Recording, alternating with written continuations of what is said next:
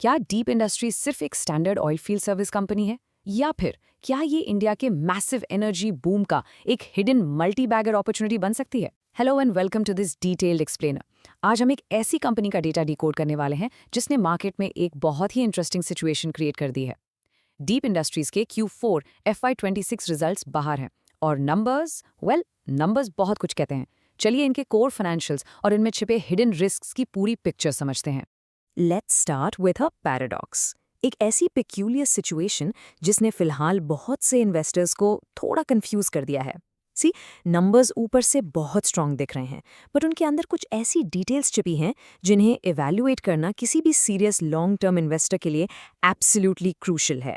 एक तरफ देखें तो कंपनी के पास 3,000 करोड़ रुपए से भी ज्यादा का एक मैसिव ऑर्डर बुक है। I mean that is huge.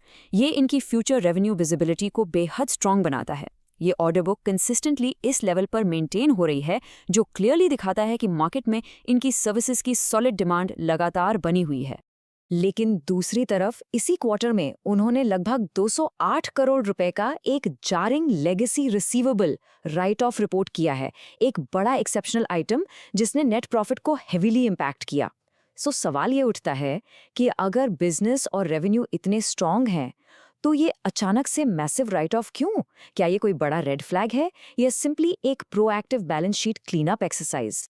आज हम इस पैराडॉक्स को सिस्टमैटिकली अनपैक करेंगे। हम एनर्जी बूम के हुक से शुरू करेंगे, फिर मैक्रो आउटलुक समझेंगे, Q4 FY26 के फाइनेंशियल्स को डिकोड करेंगे, उस बड़े राइट ऑफ का सच जानेंगे, ग्रोथ और रिस्क्स को वेट करेंगे और आखिर में एक कंक्लूजन पर आएंगे। तो सबसे पहले बात करते हैं मैक्रो आउटलुक की, the $500 billion global and India energy opportunity. क्योंकि देखिए, किसी भी कंपनी की बैलेंस शीट समझने से पहले उस मैक्रो एनवायरनमेंट को समझना पड़ता है जो इस पूरे सेक्टर को ड्राइव कर रहा है। ग्लोबल ऑयल डिमांड तेजी से रिबाउंड हो रही है और 2027 तक इसके ऑलमोस्ट 106 से 107.8 मिलियन बैरल्स पर डे तक पहुंचने का प्रोजेक्शन है। और सबसे बड़ा गेम चेंजर क्या है? वो है इंडिया का डोमेस्टिक फोकस। अपनी इंपोर्ट डिपेंडेंसी को ड्रास्टिक लेवल पर कम करने के लिए इंडिया 2030 तक एनर्जी इंफ्रास्ट्रक्चर में $500 बिलियन का मैसिव इन्वेस्टमेंट परस्यू कर रहा है। एक्सप्लोरेशन और प्रोडक्शन में जब इस लेवल का कैपिटल रहता है ना, तो डोमेस्टिक सर्विस कंपनीज के लिए एक बहुत बड़ा स्ट्रक्चरल रनवे बन जाता है। अब आते हैं Q4 FY26 फाइनेंशियल एनालिसिस पर और इनके कोर ऑपरेशंस को डिटेल में अनपैक करते हैं। तो आइए देखते हैं कि ये सारे मैक्रो टेलविंड्स डीप इंडस्ट्रीज के एक्चुअल टॉप लाइन ग्रोथ में कैसे ट्रांसलेट हुए।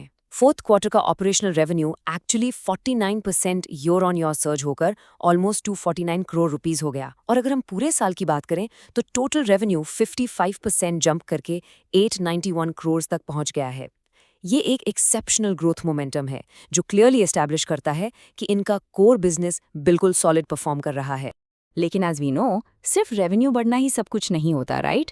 प्रॉफिटेबिलिटी और बैलेंस शीट का डिसिप्लिन भी उतना ही जरूरी है। यहाँ इनकी ऑपरेशनल एफिशिएंसीज ने कमाल किया है। इनका quarterly EBITDA 71% year on year grow करके लगभग 107 करोड़ रुपए हो गया है। और सबसे इंप्रेसिव बात, इस हाई ग्रोथ एनवायरनमेंट में भी इनका डेट टू एबिडा रेशियो सिर्फ 0.48x पर मेंटेन्ड है। मीनिंग ये ग्रोथ टोटली डिसिप्लिन्ड है, किसी हैवी डेट से फ्यूल्ड नहीं है। एक और बहुत बड़ा पॉजिटिव इंडिकेटर है इनका कैश फ्लो, जो कि 270 करोड़ है। ये इनका net cash flow from operating activities है for the entire financial year. और इसका सीधा मतलब ये है कि कंपनी एक्चुअल में हार्डकोर कैश जनरेट कर रही है, सिर्फ बुक्स पर अकाउंटिंग प्रॉफिट्स नहीं दिखा रहे। तो अब चलते हैं उस सबसे बड़े सवाल पर, द 28 करोड़ राइट ऑफ। क्या ये एक बड़ा रेड फ्लैग है या सिर्फ एक लेगेसी क्लीन अप? सोचो आप, अगर कोर बिजनेस इतना ब्रिलियंटली परफॉर्म कर रहा है, हेवीली कैश जनरेट कर रहा है, तो ये 208 करोड़ का अचानक से मैसिव राइट ऑफ क्यों? बेसिकली ये मुद्दा जुड़ा है Kandla energy and chemicals limited से। मार्च 2025 में सब्सिडरी के मर्जर के बाद मैनेजमेंट ने इनके पुराने लेगेसी ट्रेड रिसीवेबल्स पर एक्चुअली एक 12 मंथ रिकवरी प्रोग्राम रन किया था। जब उन्हें लगा कि ये पैसा अब रिकवर नहीं हो रहा, तो उन्होंने कंजर्वेटिव अप्रोच लेते हुए एक ट्रांसपेरेंट बैलेंस शीट के लिए इसे लीगली राइट ऑफ कर दिया। उनके अकॉर्डिंग ये टोटली एक one time non cash shit था, जिसका उनके आगे के ऑपरेशनल कैश फ्लोज पर कोई डायरेक्ट इंपैक्ट नहीं आएगा। इस क्लीनअप के बाद अब आइए देखते हैं स्ट्रेटेजिक ग्रोथ अपॉर्चुनिटीज और FY27 का आगे का आउटलुक। तो अब जब ये लेगेसी क्लीनअप पीछे छूट चुका है, उन स्पेसिफिक कैटलिस्ट की बात करते हैं जो इस कंपनी की आगे की ट्रेजेक्ट्री डिफाइन करेंगे। इनके सबसे बड़े ग्रोथ ड्राइवर्स हैं प्रोडक्शन एनहांसमेंट कॉन्ट्रैक्ट्स यानी PECs, जिनकी revenue generally free gas pricing से लिंक्ड होती है, जिसका मतलब है एक सॉलिड ऑपरेटिंग लेवरेज मिलना। दूसरा, इनके पास अभी भी 500 से 600 करोड़ रुपए का एक काफ़ी एक्टिव बिडिंग पाइपलाइन है। और तीसरा, इनकी एक और एंटिटी है डॉल्फिन ऑफशोर, जिसे लेकर वो काफ़ी कॉन्फिडेंट है कि अपनी एग्जिस्टिंग एसेट्स के साथ ही वो आराम से 150 करोड़ का टॉप लाइन टच कर लेंगे। लेकिन रुकिए, आगे बढ़ने से पहले हिडन रिस्क्स को ऑब्जेक्टिवली समझना और इस थीसिस को स्ट्रेस टेस्ट करना बहुत ज़रूरी है। क्योंकि आप भी जानते हैं, एनर्जी सेक्टर की ऐसी हाई ग्रोथ स्टोरीज में हेवी एग्जीक्यूशन रिस्क्स हमेशा साथ आते हैं। सबसे पहला और बड़ा रिस्क है regulatory and environmental hurdles. For example, इनका एक PAG प्रोजेक्ट है मोरी 5 वेल पर, जहां अभी फिलहाल Andhra Pradesh pollution control board का स्टॉप प्रोडक्शन ऑर्डर लगा हुआ है। हालांकि मैनेजमेंट इसे मिटिगेट करने की पूरी कोशिश कर रही है, पर ऑनेस्टली इस तरह के डिलेज और challenges oil and gas ecosystem का एक परसिस्टेंट हिस्सा होते हैं, जो प्योर प्रोजेक्ट की एग्जीक्यूशन को डिले कर सकते हैं।